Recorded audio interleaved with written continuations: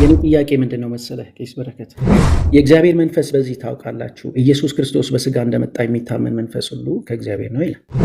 የኔ ጥያቄ ምንድን ነው፣ ኢየሱስ የሚለው ስያሜ ከድንግል ማርያም ከተወለደ በኋላ የተሰጠው ስም፣ ኢየሱስ ክርስቶስ በስጋ እንደመጣ ወይም ኢየሱስ በስጋ መምጣቱን እዚህ ጋር ሲገልጥ በስጋ ከመጣ በኋላ ነው ማለት ከተወለደ በኋላ የተሰጠው ስያሜ ከሆነ በስጋ እንደመጣ እንዴት ሊለው ይችላል? ስጋ በስጋ ማለት ይቻላል ወይ? ማለት ያነሳው ሀሳብ ስላለ ነው። እና ይህ እንዴት ታየዋለህ የሚል ጥያቄ ነው ልጠይቅህ በዋናነት። ኢየሱስ ክርስቶስ ብለህ በምትልበት ጊዜ ኢየሱስ ክርስቶስ ሰውም አምላክም ነው አይደል? መጽሐፍ ቅዱሳችን ኢየሱስ ክርስቶስ ብሎ ስለ ሰውነቱ ሊናገር ይችላል። ኢየሱስ ክርስቶስ ብሎ ስለ አምላክነት ሊናገር ይችላል። ስም ከጠቀሰ በስጋ ተገለጠም አይደለም የሚለው ግን መጣ ይላል መጽሐፍ ቅዱስ። ኢየሱስ ክርስቶስ በስጋ መጣ ይላል። ኢየሱስ ክርስቶስ ስም ነው።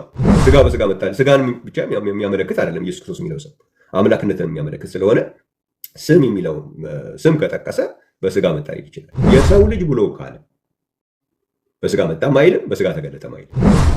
ሰው ብሎ ካለ በስጋ መጣም አይልም፣ በስጋ ተገለጠም አይልም። የእግዚአብሔር ልጅ የሚልም ከተጠቀመ በስጋ መጣም አይልም፣ በስጋ ተገለጠም አይልም። አሁን በእነዚህ በሶስቱ የእግዚአብሔር ልጅ የሚል ቃል ተጠቅሞ ወይም የሰው ልጅ የሚል ቃል ተጠቅሞ ወይም ሰው የሚል ቃል ተጠቅሞ መጽሐፍ ቅዱስ ውስጥ በስጋ መጣም በስጋ ተገለጠም የሚል ክፍል ልታሳይ ትችላለህ? የእግዚአብሔር ልጅ እንደመጣ ብሎ የሚል አለ። አንደኛ ዮሐንስ ምዕራፍ ገና ቀይ ኮት ለብሶ መጣ ሚል አለ። ኮት ለብሶ መጣ ሚል አለ ብለህ ብትከራከር እንዴት ይሆናል? አማርኛ የተናገር ቀይ ኮት ለብሶ መጣ ሚል ከጠየቅኩህ ቀይ ኮት ሚል ነው እንጂ ኮት ለብሶ መጣ ሚል አሳየ እያልከኝ ብትከራከር አው ለእንደኔ አይነት ሰው አይሆን። በዛ ሌላ ቦታ ላይ እንደሱ ስታደርገው ያለው ዝም ብሎ በስጋ መጣ የሚለውን ቃል እየወሰዳችሁ ስጋ ራሳችሁ እየጨመራችሁ ያው እኮ ይላል እኮ እየተባለ የሚባለውን ሰምቼ ነው እያልኩ ያለሁት። ሰው ብሎ ወይም የሰው ልጅ ብሎ ወይም የእግዚአብሔር ልጅ ብሎ በስጋ መጣ ወይም በስጋ ተገለጠ ተብሎ የተጻፈበት ቦታ የምታውቀው አለ ወይ?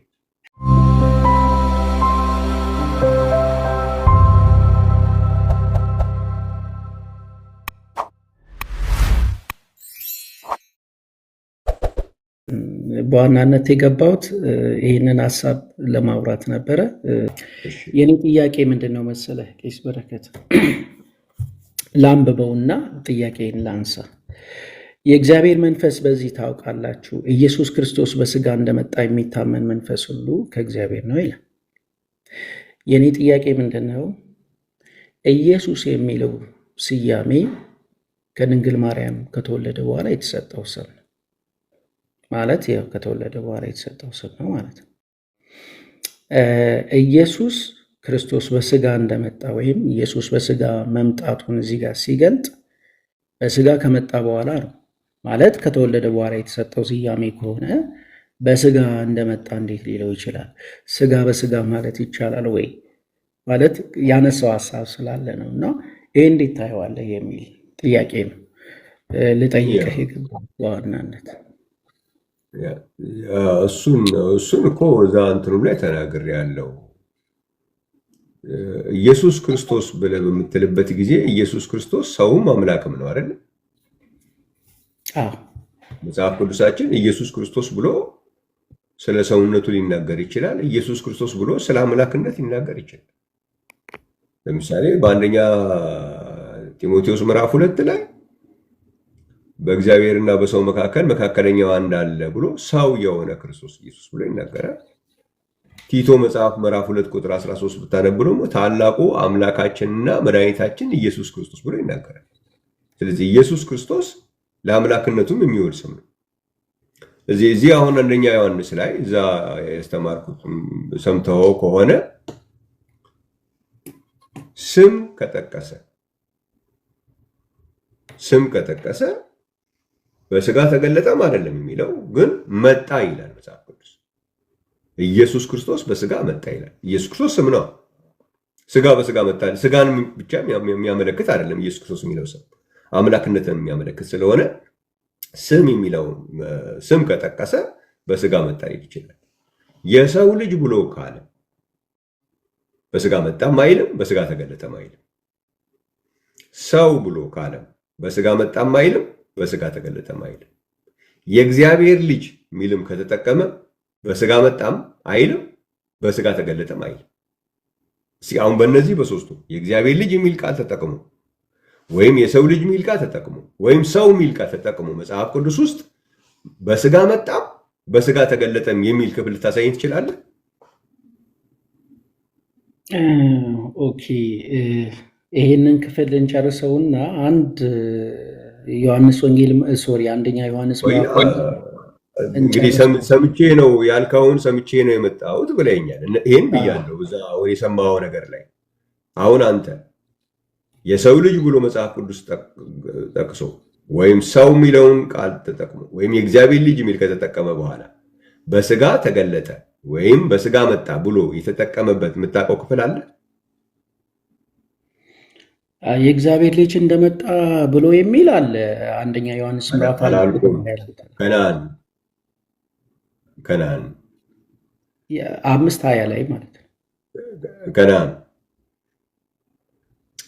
ቀይ ኮት ለብሶ መጣ ሚል አለ። ኮት ለብሶ መጣ ሚል አለ ብለህ ብትከራከር እንዴት ይሆናል? አማርኛ የተናገር ቀይ ኮት ለብሶ መጣ ሚል ከጠየቅኩህ ቀይ ኮት ሚል ነው እንጂ ኮት ለብሶ መጣ ሚል አሳየ እያልከኝ ብትከራከር አው ለእንደኔ አይነት ሰው አይሆንም። እዛ ሌላ ቦታ ላይ እንደሱ ስታደርጉ አያለሁ። ዝም ብሎ በስጋ መጣ የሚለውን ቃል እየወሰዳችሁ ስጋ ራሳችሁ እየጨመራችሁ ይኸው እኮ ይላል እኮ እየተባለ የሚባለውን ሰምቼዋለሁ። በስጋ መጣ ነው እኔ እያልኩ ያለሁት። ሰው ብሎ ወይም የሰው ልጅ ብሎ ወይም የእግዚአብሔር ልጅ ብሎ በስጋ መጣ ወይም በስጋ ተገለጠ ተብሎ የተጻፈበት ቦታ የምታውቀው አለ ወይ? እሺ፣ እዚህ ክፍል ላይ ለቄስ በረከት 4:2 ላይ እዚህ ጋር ኢየሱስ ክርስቶስ ብሎ ሲል የእግዚአብሔር ልጅነቱን መሆኑን አያሳይም ወይ ነው እኮ የኔ ጥያቄ። አሁን ማለት የሥጋ ስያሜው ከድንግል ማርያም ከተወለደ በኋላ ይህ የተሰጠው ስም መወለዱን አያሳይም ወይ? የመጣውን ያንን ኢየሱስ ነው በሥጋ እንደመጣ ብሎ ያለው ስያሜው ከተወለደ በኋላ ከሆነ ኢየሱስ የሚለውን ስም ካገኘ ያን ስም በሥጋ እንደመጣ እንዴት ይለዋል ነው? አንተ ካነሳው ሐሳብ ጋር ነው። አሁን እኔ ይሄንን እንዴት ታየዋለህ? ሥጋ በሥጋ እንደመጣ ልትሉ ነው የሚለውን ነገር ስላነሳ ነው ጥያቄ። ይሄንን ዳይሬክት ወደ አንተ ያመጣው እሱን ድጋሚ መልስልሃለሁ። አሁንም እኔ እሱን በድጋሚ መልስልሃለሁ። ኢየሱስ ክርስቶስ የሚለው ስም የሰውነት ስሙ ብቻ አይደለም። ሰውነቱ ብቻ ኢየሱስ ክርስቶስ ስትል ሰውነትን ብቻ የሚያመለክት አይደለም፣ አምላክነትንም ሰውነትን የሚያመለክት ነው ብያለሁ። ግን አልሰማኸኝም ከሆነ ደግመዋለሁ። እሱ ችግር የለውም። አውዲዮም ላይ ብትሰማው ስም የሚል ከተጠቀመ መጽሐፍ ስም ከተጠቀመ በሥጋ ተገለጠ የሚል አይልም፣ ግን መጣ የሚለውን ይጠቀማል ብያለሁ። እኔ አሁን አንተ በሥጋ ተገለጠ የሚል አለ ስላልከኝ ነው የሚል ስላልክ ያውም አንደኛ ዮሐንስ ምዕራፍ 5 ላይ ነው ያልከው። አንተ አንደኛ ዮሐንስ ምዕራፍ 5 የፈለክበት ቦታ ሄደህ ሰው የሚለውን ቃል ተጠቅሞ ወይም የሰው ልጅ የሚል ቃል ከተጠቀመ በኋላ ወይም የእግዚአብሔር ልጅ የሚል ቃል ከተጠቀመ በኋላ በሥጋ ተገለጠም ይሁን በሥጋ መጣ የሚል ቃል የተጠቀመበት የምታውቀው ቦታ አለ ወይ? እሺ፣ በቃ ወደዚህ ክፍል ልምጣና እሺ ላንብበው። ቄስ በረከት አለ ወይ? መጀመሪያ አለ ካለ እንሄዳለን። አለ ብለህ ነው ታስበው? እኔ አለ ብዬ ነው ማምነው። እሺ፣ አሁን ያለበት ቦታ ላይ ጥቅስ ስጠኝ ካልከኝ አንደኛ ዮሐንስ ምዕራፍ 5 ቁጥር 20 አውጥቼዋለሁ። ላንብበው እስቲ። እሺ፣ ላንብበው። ምን ይላል? የእግዚአብሔር ልጅ እንደመጣ ይላል። የእግዚአብሔር ልጅ እንደመጣ ጥያቄ ምንድነው የነበረው? ከነዓን የእግዚአብሔር ልጅ በሥጋ ተገለጠ የሚል ልታሳየኝ ትችላለህ ወይ ነው። የእግዚአብሔር ልጅ በሥጋ ተገለጠ የሚል ካለ አሳየኝ ነው እያልከኝ። እንደሱ ብቻ አይደለም፣ በሥጋ መጣም ሆነ በሥጋ ተገለጠ የሚል እዚህ አሁን አንተ ያነበብክበት ቦታ ላይ በሥጋ የሚለውን የለም። ታዲያ የእግዚአብሔር ልጅ እንደመጣ ሲል በምኑ ነው የመጣው? ቄስ በረከት መጣ ሲል የእግዚአብሔር ልጅማ የሚመጣበት አያስፈልገውም። ኦልሬዲ የእግዚአብሔር ልጅ ሆኖ ከድንግል ሲወለድ እኮ ሥጋ የሌለው ነው እንዴት ተወለደው እኮ? እንደመጣ ሲል እኮ በምን መጣ ብለህ እኮ እንትን ብትል በሥጋ መምጣቱ ነው የሚገልጽ። ሥጋ በሥጋ መጣ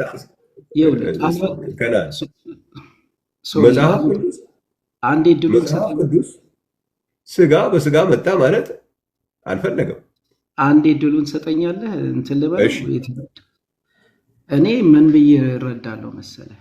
የእግዚአብሔር ልጅ እንደመጣ የሚለው አይ ቃል በቃል የእግዚአብሔር ልጅ በስጋ ተገለጠ የሚል ነገር የለም ነው። አንተ ጠይቀኝ ጥያቄ ትክክል፣ እንደዛ የሚል ነገር የለም ቃል በቃል ካልከኝ።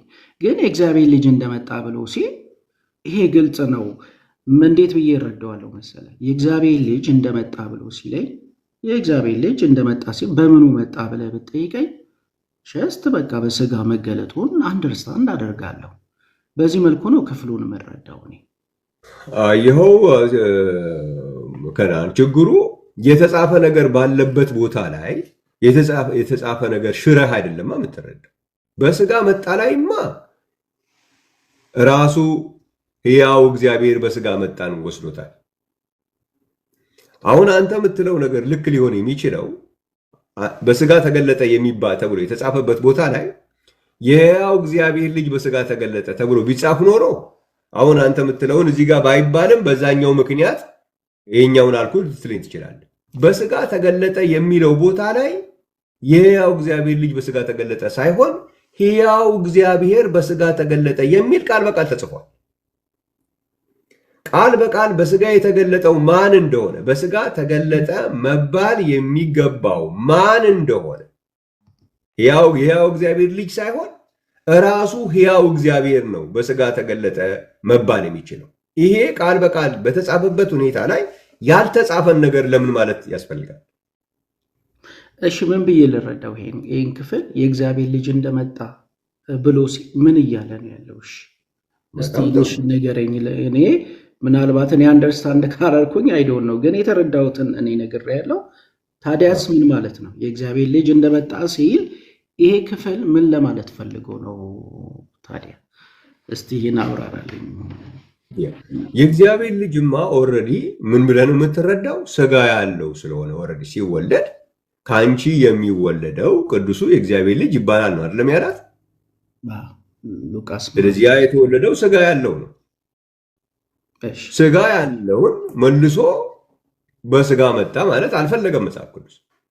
የመጣው ያ የእግዚአብሔር ልጅ ስጋ ያለው ሆኖ ነው የመጣው። በስጋ ግን ተገለጠ የምትለው የማይታይ የነበረ ሕያው እግዚአብሔር መጽሐፍ ቅዱስ ሕያው እግዚአብሔር የሚለውን ለእግዚአብሔር አብ የሚጠቀመው ቃል ነው ብለናል። በማቴዎስ ምዕራፍ 16 ቁጥር 16 ላይ ለሱ ግን ሲሆን በስጋ ተገለጠ ይላል። ለእግዚአብሔር ልጅ ብቻ አይደለም። አሁን ለምሳሌ ዮሐንስ ወንጌል ምዕራፍ 1 ላይ ዋናው ነገር የተጻፈ ነገር ባለበት ጊዜ ላይ በመረዳት የሚል ያልተጻፈ መጨመር አትችልም ነው። ግን ዮሐንስ ወንጌል ምዕራፍ 1 ላይ ሄድ እስኪ። እሺ ቁጥር ስንት ላንብብ? ቁጥር 30 ላይ አንድ ሰዓት። እሺ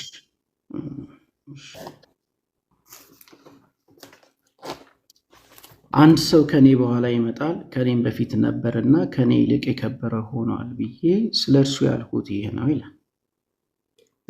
አንድ ሰው ከኔ በኋላ ይመጣል፣ ከኔ በፊት ነበረና አንድ ሰው ከኔ በኋላ በስጋ ይመጣል አይደል? በቃ ይመጣል ነው የሚለው። ምክንያቱም ሰው ሲሆን ስጋ አለ ኦልሬዲ። ማቴዎስ ወንጌል ምዕራፍ 11 ላይም ሂድ። ማቴዎስ ምዕራፍ 11 ቁጥር ስንት ነው? ቁጥር 19 ላይ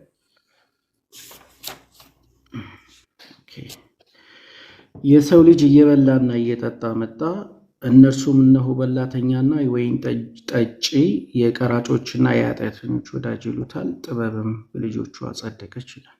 አዮ የሰው ልጅ የሚለው ነው። የሰው ልጅ እየበላና እየጠጣ በስጋ መጣ አይደል? በቃ መጣ። ኦልሬዲ የሰው ልጅ ሲባል ስጋ አለው ኦልሬዲ። ስለዚህ ስጋ በስጋ መጣ ሊባል አይችልም። የሰው ልጅ የሚል ቃል ሲጠቀም ወይ ሰው የሚለውን ሲጠቀም ወይም የእግዚአብሔር ልጅ የሚለውን ሲጠቀም መልሶ በስጋ መጣ ወይም በስጋ ተገለጠንም ሁለቱንም አይጠቀም። መጣ ስንል የነበረው ነው አይደለ? መጣ የምንለው መቼስ ያለ ነገር ነው መጣ ብለን የምንለው አይደለ?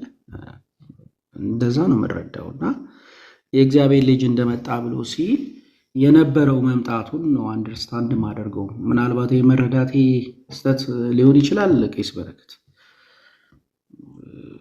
በስጋ ከመምጣቱ በፊት ቃል ሆኖ ይኖር ስለነበረ ስለዚህ ያ ቃል የነበረው መጣ ብሎ ቢባል በእግዚአብሔር ልጅነት ተብሎ መባሉ እንደዛ ነው አንደርስታንድ ማደርገው። የነበረው ነው የመጣው እንደመጣ ብሎ ሲናገር ማለት ነው። በዛ ነው አንደርስታንድ። አሁን እሱንም ብትወስደው እስኪ ዮሐንስ ወንጌል ምዕራፍ 1 ቁጥር 6 አንብበው። እሺ መሰረታዊውን ነገር ለመልቀቅ ዝም ብሎ የተፈጠረ መንገድ ነው፣ ግን የሚያስኬድ አይደለም። እሱ ኦልሬዲ የተገለጠ በስጋ የተገለጠ ማን ነው የሚለው በግልጽ በተቀመጠበት ኮንዲሽን ላይ እንደዚህ አይነት ነገሮች ሊገቡ አይችሉም። በቃ ካልተጻፈ አልተጻፈም። በተለይ የተጻፈ ነገር ካለ ማለት ነው። የተገለጠው ይሄ ነው ብሎ ያስቀመጠበት ቦታ ላይ ያልተጻፈ ነገር ማስቀመጥ አንችልም። ዮሐንስ ወንጌል ምዕራፍ 1 ቁጥር 6 ላይ ከእግዚአብሔር የተላከ ስሙ ዮሐንስ የሚባል አንድ ሰው ነበረ፣ ሁሉ በእርሱ በኩል እንዲያምኑ ይህ ስለ ብርሃን ይመሰክር ዘንድ መጣ ይላል።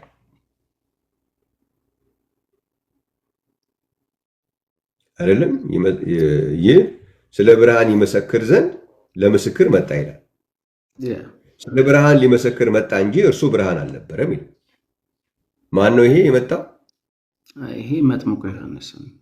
እና እሱ አሁን መጣ ስለሚል ከዓለም ጀምሮ ምናምን መባል ይቻላል?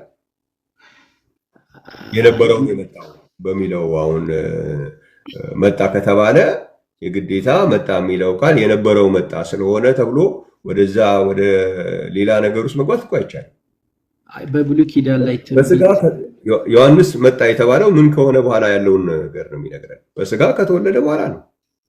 አው ግን እኮ አስቀድሞ በትንቢት ስለሱም እኮ ተነግሮለታል።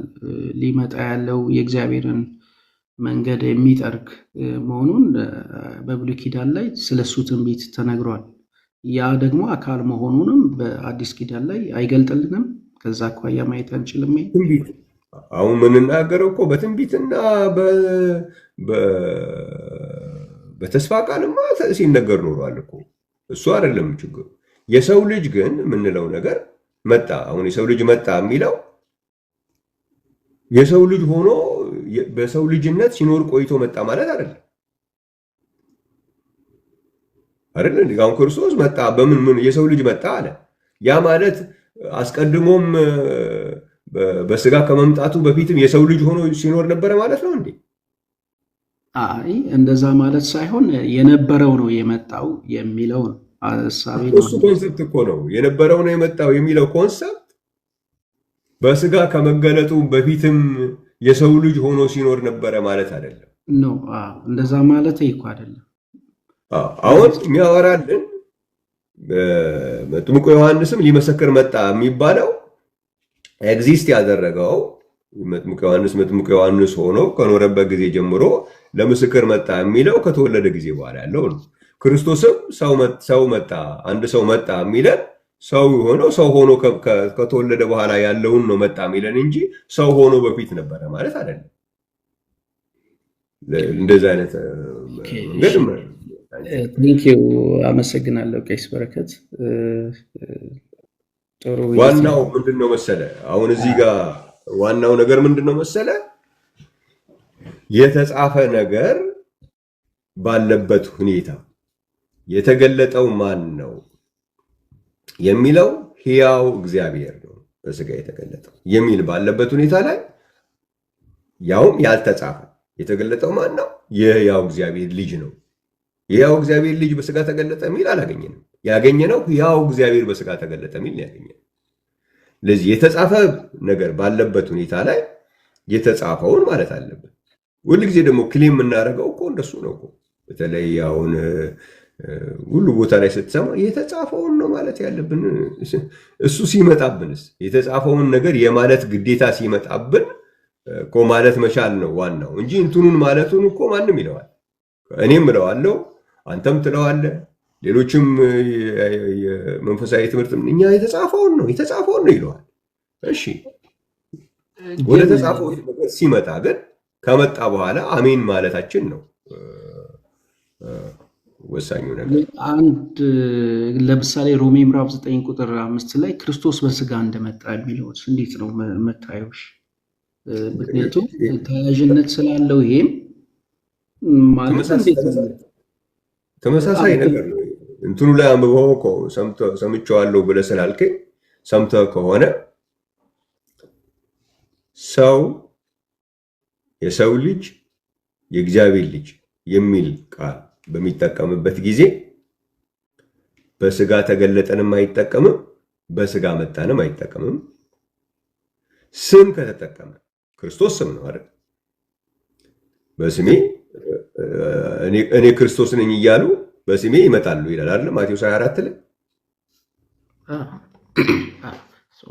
ስም ኢየሱስ ክርስቶስ ስም ነው። ስም ከተጠቀመ ግን በስጋ ተገለጠ ሚልን አይጠቀምም፣ ግን በስጋ መጣ ሚል ይጠቀማል ለስም። ክርስቶስ ካለ ወይም ኢየሱስ ክርስቶስ ካለ ግን በስጋ መጣ ሚለውን ቃል ይጠቀማል ስም ከተጠቀመ። የእግዚአብሔር ልጅ ካለ የሰው ልጅ ካለ ሰው ካለ ግን በስጋ መጣም አይልም፣ ስጋ ሚለውንም አይጨምርም። ምክንያቱም ኦልሬዲ ይሄ በስጋ ከመጣ በኋላ ያለውን ሐሳብ የሚያሳይ ነው። አሁን ክርስቶስ የሚለውን ስትመጣ በስጋ ከመጣ በኋላ ያለውን ሐሳብ ብቻ አይደለም ክርስቶስ የሚለው ስም የሚያሳየው፣ በስጋ ከመምጣቱ በፊት የነበረውንም ሐሳብ ያመጣል። ለምሳሌ ይከተላቸው ከነበረው ከመንፈሳዊ ዓለት ጠጥተዋል ይልና ያም ማለት ማን ነበር ይላል? ክርስቶስ ይለዋል አንደኛ ቆሮንቶስ። አሁን እሱ ያ ዓለታው ይከተላቸው የነበረው መንፈሳዊ ዓለት የሚለው በስጋ ከመጣ በኋላ ያለ ታሪክ አይደለም ነው፣ ከዛ በፊት የነበረው በብሉይ ኪዳን። ስለዚህ ስም ሲያመጣ እንደዛ በስጋ ከመምጣቱ በፊት ያለውንም ነገር ይፈራ አድርጎ ያመጣል። ይሄ የሰው ልጅ የምንለው የእግዚአብሔር ልጅ የምንለው ወይም ደግሞ ሰው ብሎ ሲያመጣ እነዚህ ላይ ግን በስጋ ሚል ቃል አይጨምርም። ተገለጠንማ አንድ ጊዜ ብቻ ነው የሚጠቀመው፣ እሱንም የሚጠቀመው ለሕያው እግዚአብሔር። ስለዚህ በመጽሐፍ ቅዱስ መሰረት እንሂድ ካለን በስጋ የተገለጠው ማን ነው ተብሎ ነው የተጻፈው ሲባል ሕያው እግዚአብሔር ነው በስጋ የተገለጠው። ሕያው እግዚአብሔር ደግሞ መጽሐፍ ቅዱስ ማንን ለመግለጽ የሚጠቀምበት ቃል ነው ብለን ካልን በማቴዎስ 16:16 በዮሐንስ ወንጌል 6:68 መሰረት እግዚአብሔር አብን ለመግለጽ የሚጠቀምበት ቃል ነው መጽሐፍ ቅዱስ። እሺ